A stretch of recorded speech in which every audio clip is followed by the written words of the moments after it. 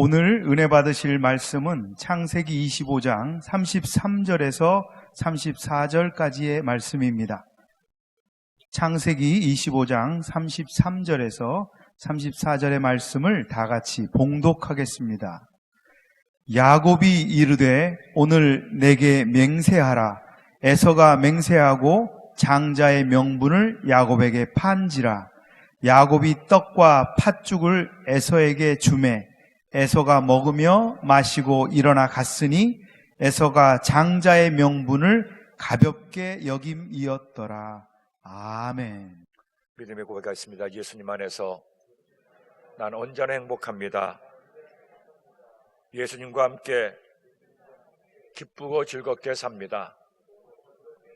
이렇게 사는 우리 모두가 되기를 예수님의 이름으로 축원합니다.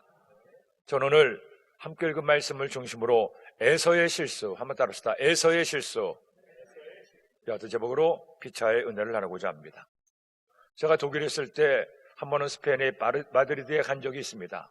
마드리드 시내가에서 동료 목사님들과 함께 커피를 한잔 마시고 있었는데 문득 지나가는 차들을 보다가 깜짝 놀랐습니다.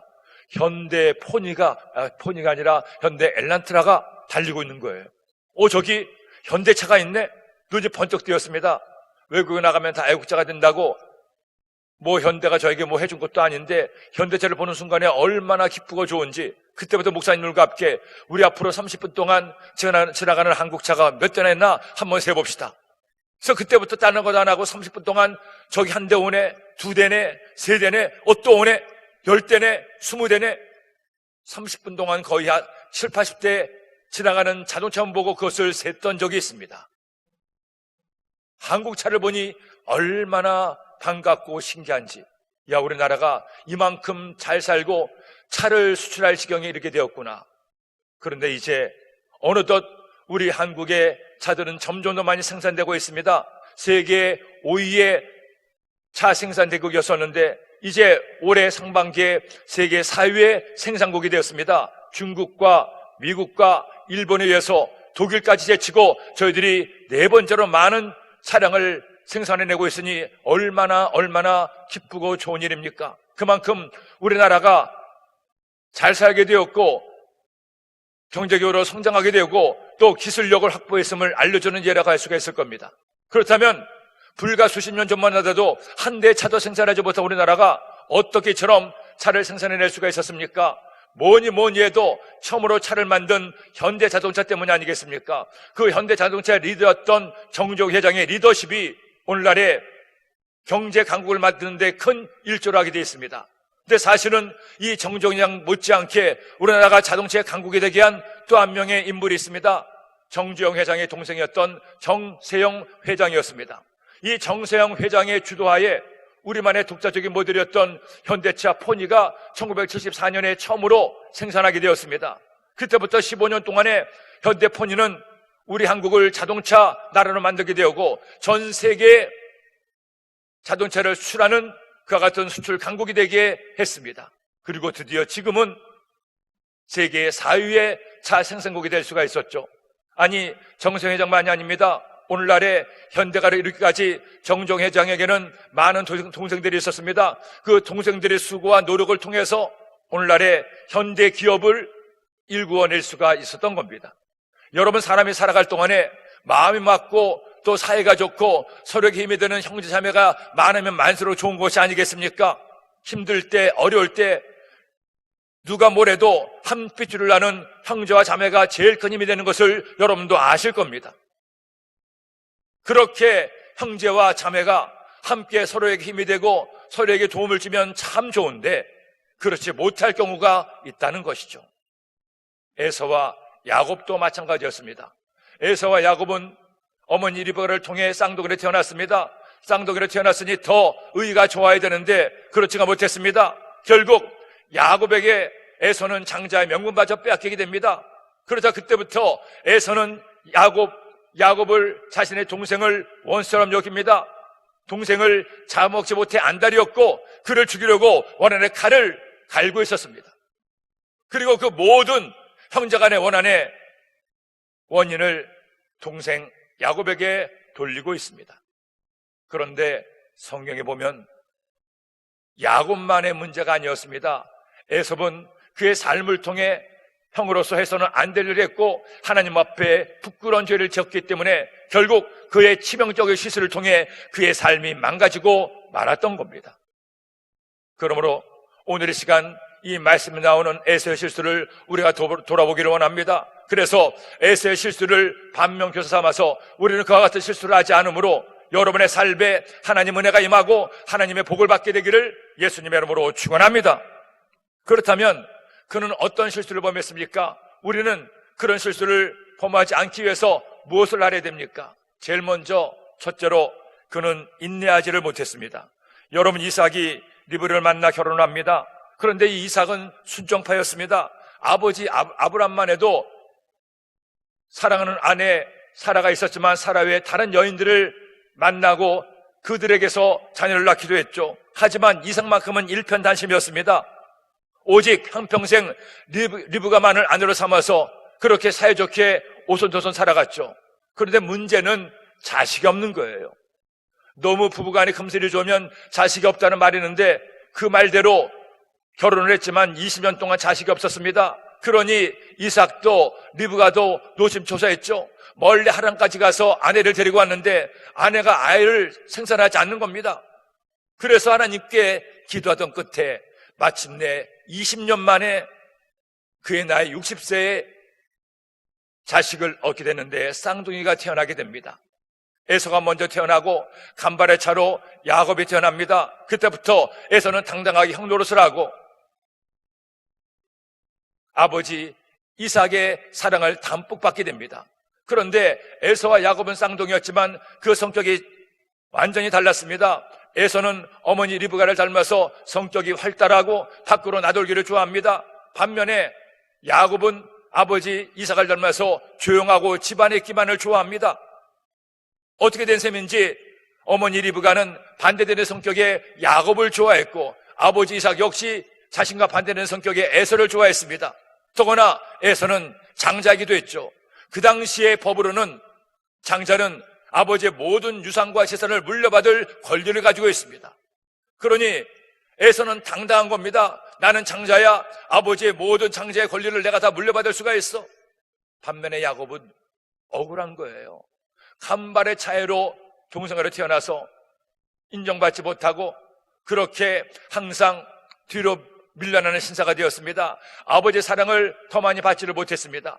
그러던 차이에 이 야곱과 에서의 운명이 바뀌는 한 가지 사건이 일어나게 되죠. 에서에게는 한 가지 치명적 약점이 있었습니다. 성격이 급하다는 것이었죠. 인내하지를 못하는 겁니다.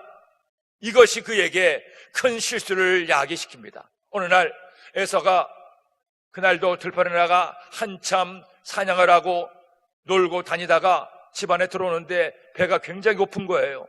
그런데 마침 그때 야곱이 팥죽을 쓰고 있습니다. 그 팥죽 냄새가 집에 진동하는데 에서의 코를 찌르는 겁니다. 황급히 달려가서 야곱에게 얘기하죠.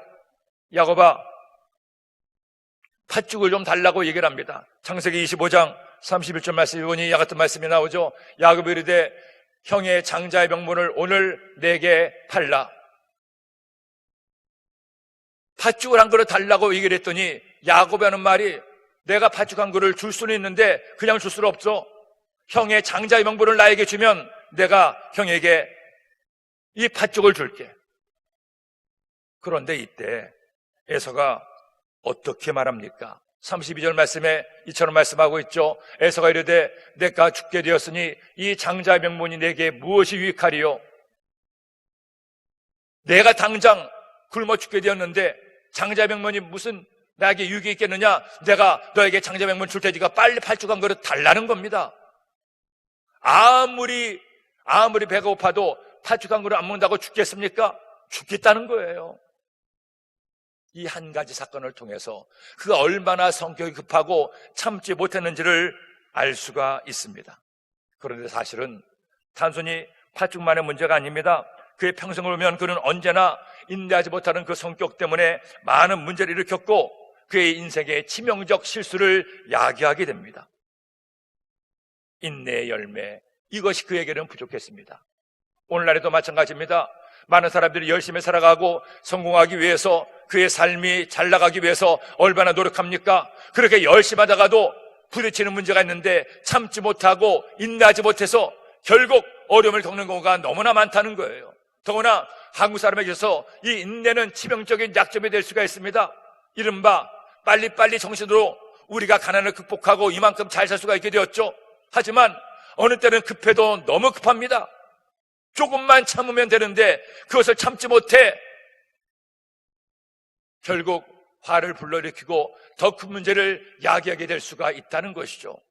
그러기에 사도 바울은 성령의 9가지 열매를 얘기하면서 하나님 앞에서 맺어야 될 사랑과 희락과 화평의 열매 다음에 사랑과 사람 사이에 맺어야 될 열매 중에 첫 번째로 바로 이 인내 열매, 오래 참음의 열매를 말하고 있습니다.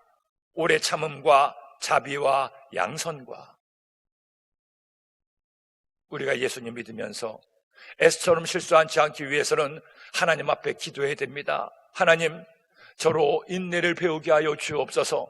한 번 더 참을 수 있게 하여 주옵소서. 한 번만 참으면 되는데 그 한 번을 참지 못하고 성질대로 화내고 막 나가다가 인생을 망치게 돼요. 하지만 참으면, 한 번만 더 참으면 우리의 인생은 새로워집니다.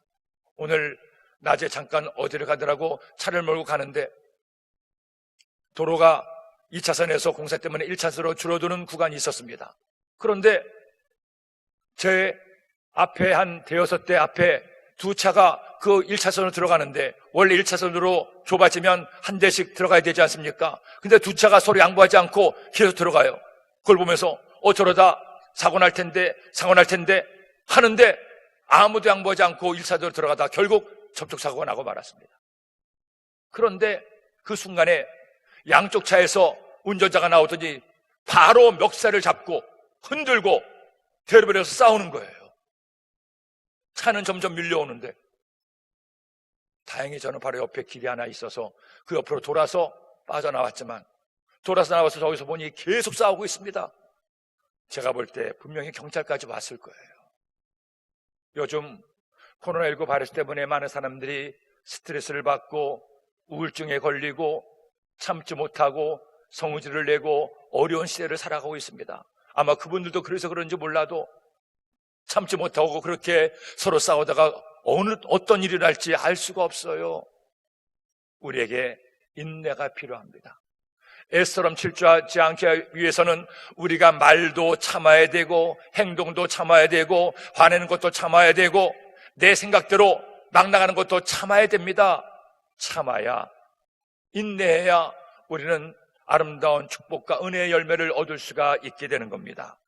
한 목사님이 회의에 참석했는데 분명히 믿는 사람들이 모인 회의였는데 회의의 분위기가 점점 험악해집니다.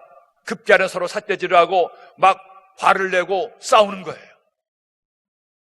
이러다가는 정말 주먹싸움까지 되겠다 해서 목사님이 안절부절부터 하고 있는데 갑자기 한 사람이 양복을 벗더니 넥타이를 풀고 그리고는 그 자리에 들어 누워버렸습니다. 그러자 싸우던 사람들이 깜짝 놀랐죠. 아니 당신 왜 누워? 왜 그러는 거예요?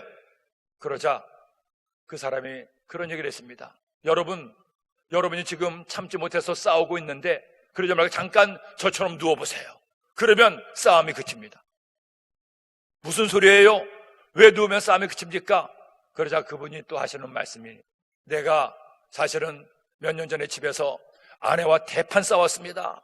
대판 싸우고 서로 이겨버렸다고 싸우는데 너무나 화가 나서 아내를 말로 이길 수가 없어 내가 방에서 나가서 너무 열을 받아서 소파에 그냥 누워버렸습니다. 그래서 씩씩대고 있는데 누워서 천정을 보니 조금씩 마음이 진정되는 걸 느꼈습니다. 그리고 마음이 진정되면서 생각해 보니까 내가 뭘 가지고 싸웠나? 별것도 아니었는데 사실 싸운 원인을 알고 보니 아무것도 아닌 내용이었는데 그걸로 화를 내고 싸우고 이혼 얘기까지 나왔던 생각을 하니 너무나 기가 막힌 거예요. 야, 내가 별것도 아닌 거 가지고 싸웠구나. 아하, 앞으로 내가 화가 나고 싸울 것 같으면 이렇게 들어 누워야겠구나. 그런 마음이 가라앉는구나. 여러분, 그러니 여러분도 양복 벗고 넥타이 풀고 누워보세요. 그러면 행복해집니다. 여러분, 혹시나 가정에서 부부간에 싸움이 일어납니까? 자식 때문에 열받습니까? 그 자리에 있지 말고 나와서 누워보세요. 제가 오늘 드리는 이 말씀을 기억하고 누워서 조금만 생각해보면 정말 별거 아닌 걸로 싸웠습니다. 김치가, 총각김치가 더 좋은지 배추김치가 더 좋은지 무슨 상관이 있습니까? 김치찌개가 좋은지 된장찌개가 좋은지 무슨 상관이 있어요? 좋은 거 먹으면 되지. 왜 어느 것이 더 좋다고, 왜 당신은 안 좋아하냐고 싸울 필요가 어디 있습니까? 사랑하는 여러분, 한 번만 더 참으면 우리의 인생은 달라집니다. 그 한 번을 참지 못해 우리가 너무나 많은 실수를 하고 잘못된 길로 들어서게 됩니다. 그러니 오늘 이 말씀 기억하십시오. 우리 다 같이 누워버립시다.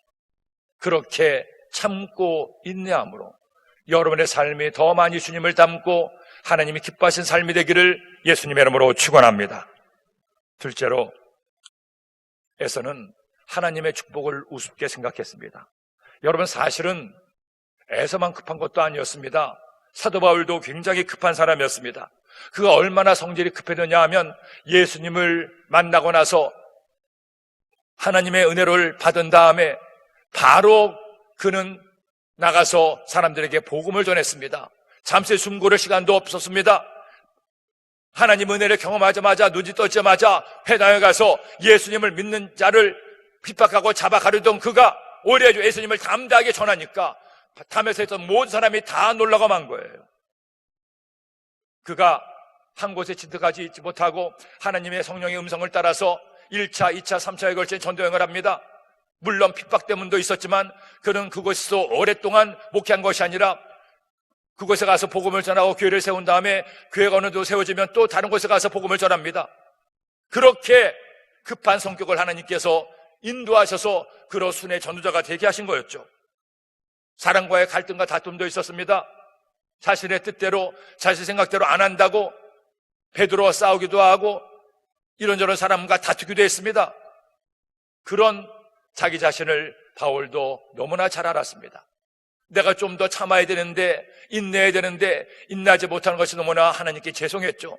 그래서 그는 로마서 7장 21절로 24절 말씀에 이처럼 한탄하듯 하나님께 자신의 연약함을 고백합니다. 그러므로 내가 한 법을 깨달았노니 곧 선을 행하기 원하는 나에게 악이 함께 있는 것이로다. 내 속사람으로 하나님의 법을 즐거워하되 내 지체 속에서 한 다른 법이 내 마음의 법과 싸워 내 지체 속에 있는 죄의 법으로 나를 사로잡는 것을 보는도다.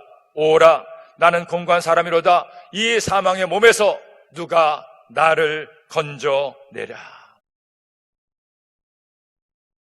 자신의 성격의 모난 부분 때문에 누가 이 사망의 몸에서 누가 나를 건져내랴 탄식하는 바울. 하지만 그는 자신의 연약함을 깨달았을 때 깨달은 것으로 끝나지 않았습니다. 방관하지 않았습니다. 끊임없는 노력을 합니다. 또 참고 또 참고 또 참아서 자신의 급한 성격을 가다듬기 위해 최선을 다해 노력합니다.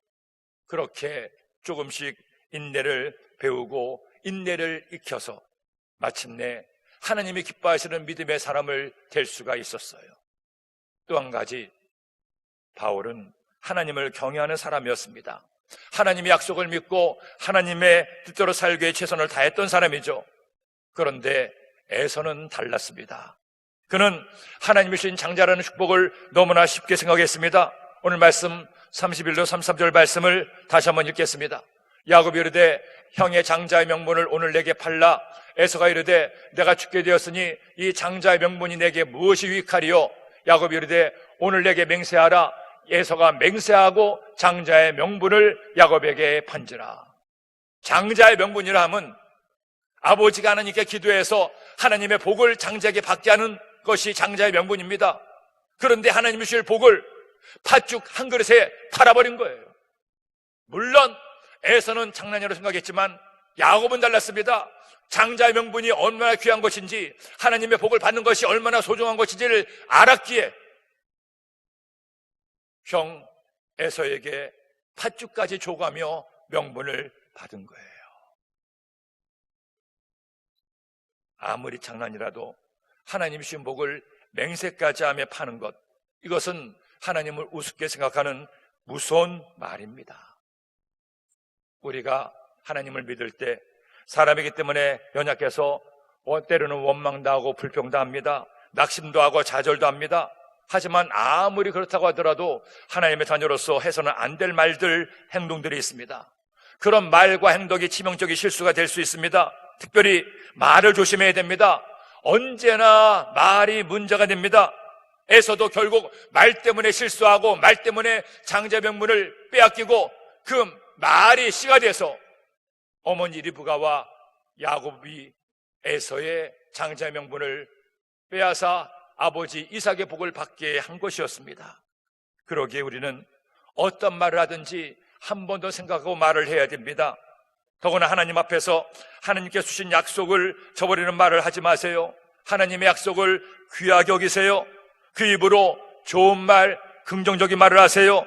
그 말이 여러분에게 복을 가져다 줍니다.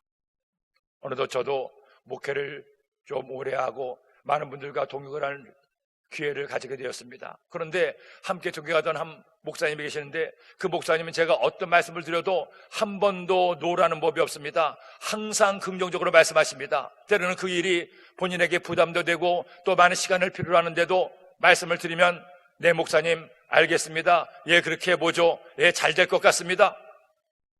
100번을 얘기를 해도 항상 그렇게 긍정적으로 말씀을 하시니 저도 그분과 대화하고 일하기가 참 좋았습니다. 그런데 가만히 보니까 이분이 평소에도 혼잣말처럼 뭔가를 계속 말을 해요.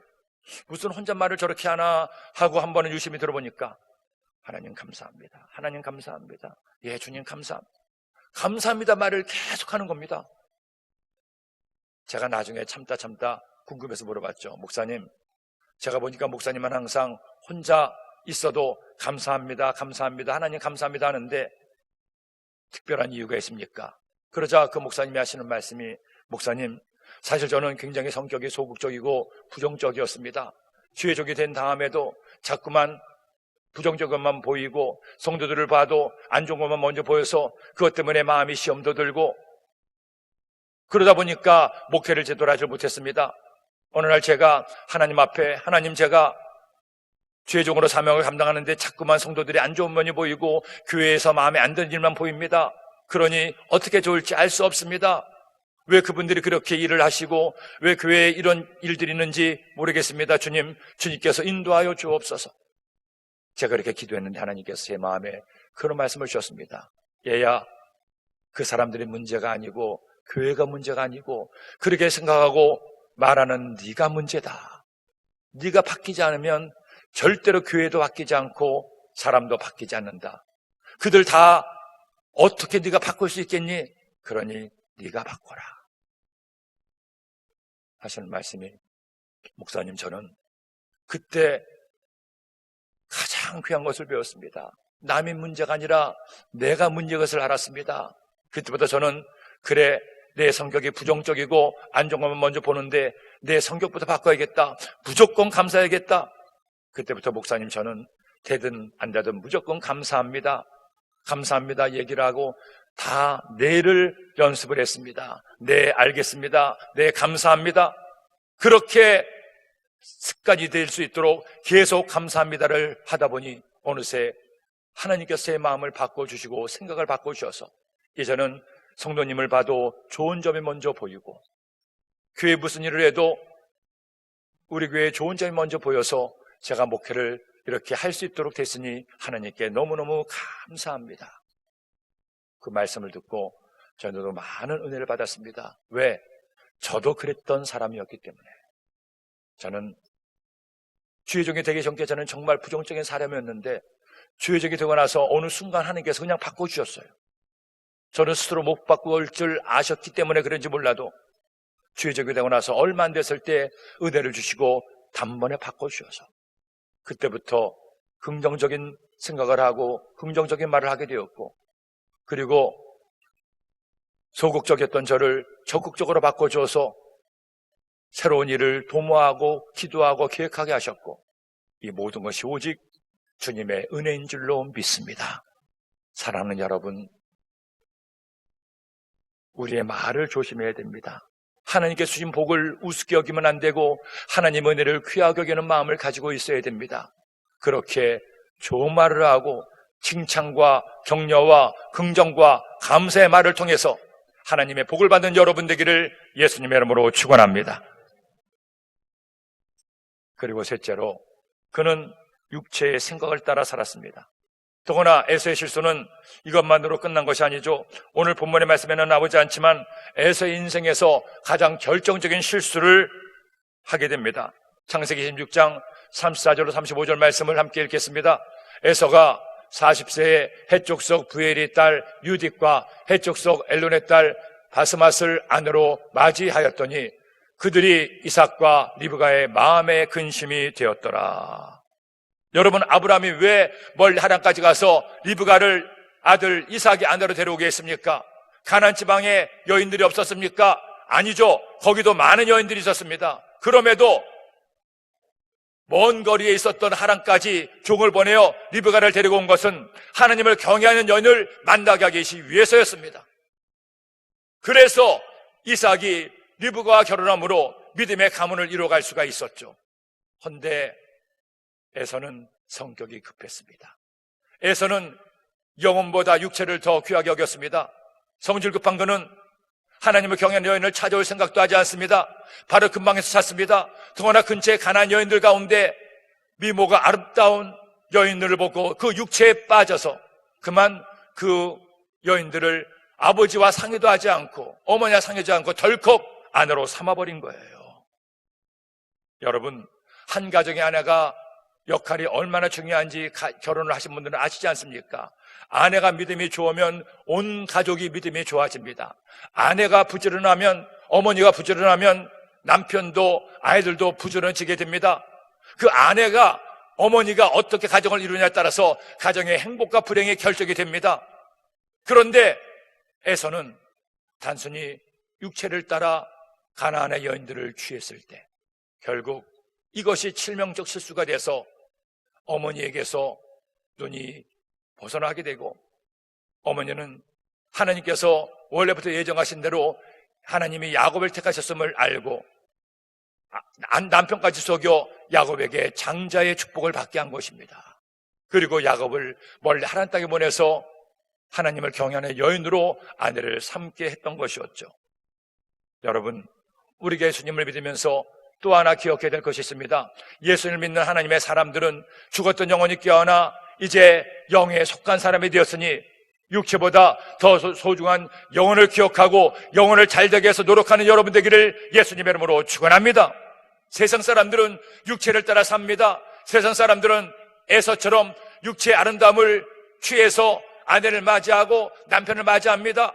그 남편의 경제력과 외모를, 아내의 능력과 실력과 외모를 보는 것이 세상 사람들의 모습이에요. 하지만 하나님의 사람들은 다릅니다. 우리는 무엇을 더 귀하게 여겨야 됩니까? 육체보다 더 소중한 영혼을 귀하게 여기는 여러분 되기를 예수님의 이름으로 축원합니다. 아무리 육체가 아름다워도 그 육체를 어떻게 언제까지 뜯어먹고 살 수가 있겠어요? 오래 못 갑니다. 아무리 예쁜 아내도, 아무리 잘생긴 남편도 3년이 가겠습니까? 그 다음부터는 다 그 얼굴이 그 얼굴이고 그 몸이 다 그 몸이에요. 제가 한 번은 그런 얘기를 든 적이 있습니다. 한 남자가 아주 아리따운 여인을 만나서 한눈에 반했습니다. 야, 저렇게 예쁜 여인과 결혼해서 한평생 살면 얼마나 행복할까? 그래가지고 드디어 수십 차례 갖춘 구애 끝에 아내의 마음을 얻고 결혼하게 됐습니다. 결혼해서 놓고 보니까 너무너무 예쁜 거예요. 이렇게 예쁜 아내가 내 아내가 돼서 한평생 함께 살다니 너무너무 좋은 겁니다. 그렇게 꿈같은 신혼 시절을 보내고 있는데 아내가 예쁘니까 아내의 어린 시절도 보고 싶어요. 그래서 자기야, 자기 어릴 때 사진을 좀 보여줘. 어릴 때도 이렇게 예뻤지. 그러니까 당황하면서 사진이 없어. 어릴 때 사진 다 없어졌어. 찾을 수가 없어. 계속 없다고 해서 그런가? 집에 불이 났나 하고 생각을 했다는 겁니다. 근데 우연히 아내가 없을 때 집안을 이렇게 돌아보다 보니까 앨범에 나오는데 보니까 아내의 고등학교 앨범입니다. 그 아내의 고등학교 앨범에서 여기 우리 아내가 드디어 나오겠다. 고등학교 때는 또 어떻게 생겼을까? 얼마나 예뻤을까? 하고 이름을 찾는 순간에 깜짝 놀랐답니다. 지금의 그 아내가 아니더래요. 아니 이게 어떻게 된 거야? 가만히 떠보니까 많이 고쳤다는 겁니다. 그래서 그 라디오에서 하는 말이 심각한 고민이 생겼습니다. 아내가 이렇게 많이 고쳐서 원래 얼굴을 찾아볼 수 없으니 우리의 이세가 걱정이 됩니다. 어떻게 좋을지 알 수가 없습니다. 그러자 그 라디오에서 명답을 해주도록 합니다. 이세가 태어나서 아내를 닮으면 아내처럼 고쳐주면 됩니다. 그걸 들으면서 참 사람의 외모가 뭐 그렇게 중요하다고. 물론 예쁘면 좋죠. 하나님께서 내 몸을 아름답게 가꾸고 건강하게 지키는 것 중요합니다. 하지만 그보다 더 소중한 영혼이 있음을 알아야 돼요. 육체를 따라 사는 사람은 결코 행복할 수가 없고, 육체의 즐거움을 따라 사는 사람은 육체 때문에 멸망당할 수밖에 없습니다. 하지만 내 영혼의 소중함을 생각하고 이처럼 주님께 나와 하나님을 예배하는 여러분이야말로 하나님께서 보실 때 가장 아름답고 멋진 주의 백성인 줄로 믿습니다. 앞으로도 마찬가지입니다. 아무리 우리가 열심히 노력해도 앞으로 우리의 외모가, 육체가 더 좋아질 가능성 없어요. 가면 갈수록 나이는 먹고 주름살은 생기고 몸도 내 생각과 다르게 변해가게 될 겁니다. 하지만 우리의 영혼은 다릅니다. 우리의 영혼은 앞으로도 얼마든지 더 아름다워질 수 있고 소중해질 수가 있어요. 육체의 시간이 끝나면 결국 썩어져 흙으로 돌아가지만 우리 영혼은 영원처럼 하늘에 빛나는 별처럼 영원히 계속됩니다. 그러므로 여러분, 주님 앞에 설 때 우리의 육체가 서는 것이 아닙니다. 내 영혼이 서는 것입니다. 그 영혼을 귀하게 여기죠. 에서처럼 실수하지 않고 여러분의 영혼이 빛나는 별처럼 하나님 보시기에 아름답게 비춰지기를 예수님의 이름으로 축원합니다. 축원합니다. 기도드립니다. 하나님 아버지, 감사합니다. 고맙습니다. 오늘도 저희들에게 주의 말씀을 주심을 감사합니다. 에서의 실수를 저희가 되풀이하지 않게 하여 주옵소서. 인내하게 하여 주옵소서. 하나님의 은혜와 축복을 귀하게 여기게 하여 주옵소서. 그리고 육체를 따라 사는 것이 아니라 영혼을 위해 사는, 영혼을 위해 노력하는 저희들의 삶이 되게 하여 주옵소서. 예수님의 이름으로 기도드립니다. 아멘. 여러분, 이제 우리가 기도하는 시간입니다. 코로나19로 인해서 우리의 예배가 중단되고 하나님을 예배드리는 성도들의 모습이 많이 줄어들었습니다. 하지만 이제부터 다시금 예배가 회복되니 하나님께서 이 지연을 채워주시고 여러분들의 마음속에 잃어버린 예배의 감격을 회복시켜 줄 것입니다. 오늘 그 첫날에 주님 우리에게 하나님의 은혜를 부어주기를 원하십니다. 오늘 시간이 찬양을 되며 오직 주님의 은혜를 사모합시다. 주님의 은혜만이 나를 살게 하고 내게 승리를 주심을 믿으며 찬양합시다. 주님께서 오늘 이 찬양 가운데 거하시고 우리 예배를 기뻐하실 겁니다.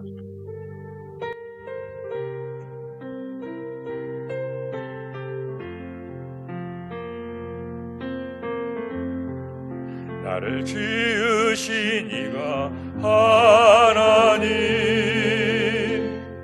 나를 부르신 이가 하나님, 나를 보내신 이도 하나님, 나의 나 된 것은 다 하나님 은혜라. 나의 달려갈 길 다가도록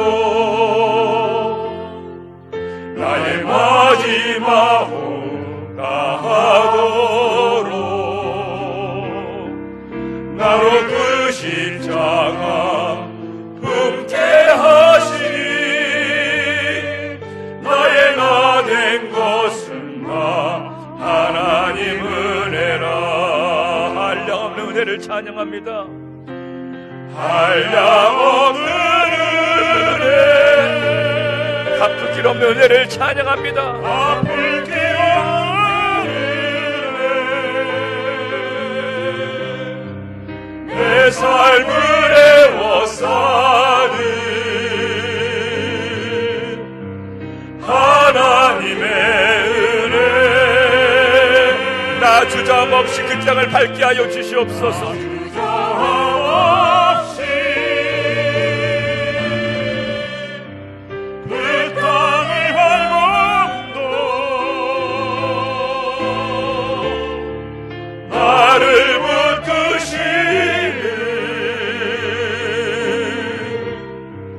하나님의 은혜 다 같이 일어나서 찬양합니다. 한량한 은혜를 찬양합니다. 한량없는 은혜 갚을 길 없는 은혜 내 삶을 애워 사는 하나님의 은혜 나 주저함 없이 그 땅을 밟음도 주저함